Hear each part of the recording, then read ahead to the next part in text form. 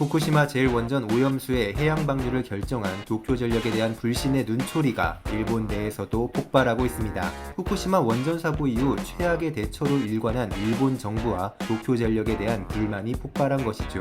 2011년 3월 11일 일본 후쿠시마현 오쿠마치시의 후쿠시마 원자력 발전소에서 지진과 쓰나미로 발생한 사고는 인류 역사상 두 번째 높은 등급의 원자력 사고였는데요. 지진과 쓰나미는 자연재해였지만 후쿠시마 원자력 발전소 사고는 명백한 인재였습니다. 애초에 침수 위험 지역인 지하에 전력 설비를 지은 것부터가 실수였는데요. 사고가 터진 직후에도 골든타임을 놓쳤고 사고 직후 일본 총리에게조차도 정보를 제대로 전달하지 않았죠. 이후 후쿠시마의 많은 청년들과 어린이들에게 갑상선암이 발견되었습니다. 소아들의 경우 이 병은 20만 명당 1명이 걸리는 것이 세계 평균인데 이보다 무려 100배가 높은 수치가 나왔죠. 이후에도 제염 작업 후 부실한 제염토 관리가 이어졌는데요.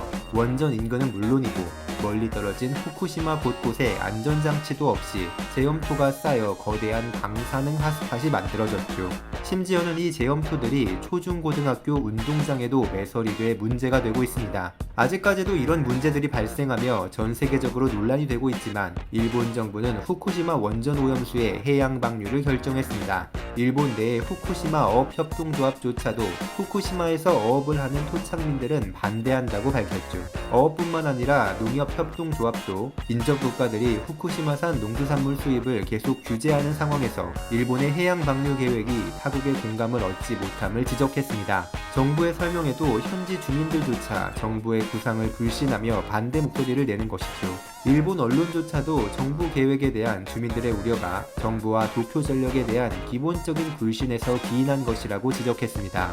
일본 정부는 오염수를 마실 수 있는 수준이라고 주장하지만 스가 요시히데 현 일본 총리가 작년 9월 후쿠시마 원전을 방문했을 때 마셔도 되나 라고 연구원들에게 거듭 묻기만 했을 뿐 실제로는 마시지 않았죠. 차라리 마셔도 되냐고 묻지를 말던가 마실 수 있는 수준이라며 홍보를 하지 말던가 전 세계인들을 바보로 보지 않으면 이런 행동은 하기 쉽지 않을 것 같습니다.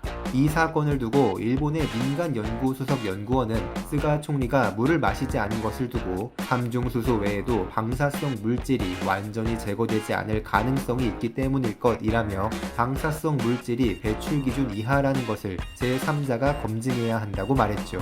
도쿄전력 경영진이나 정치인들이 카메라 앞에서 처리수를 희석해 끓여 마시는 정도를 보여줘야 주민들에게 생기는 루머를 가라앉힐 수 있을 것이라며 직접 행동하지 않고 설명만 반복하는 것은 세상의 신뢰를 얻을 수 없고 후쿠시마의 고통도 경감되지 않는다라며 일침을 날렸습니다. 애초에 후쿠시마 원전을 운영하는 도쿄전력은 2014년에 오염수가 바다로 흘러들어가는 정황을 파악했지만 장기간 이를 공표하지 않았고 이 사실이 밝혀지자 원인 규명을 우선하다 보니 적시에 공표하지 못했다라며 말도 안 되는 별명을 늘어났죠.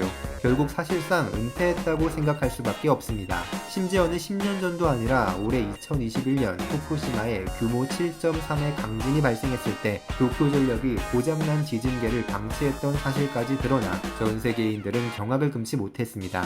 일본 정부 혼자만의 독단적인 방류 결정은 인접국들을 생각하지 않은 국제적인 범죄 행위나 다름이 없습니다. 하루빨리 우리 정부도 후쿠시마 방류를 막아내기 위해 안전하고 완벽한 대책을 마련해야겠습니다.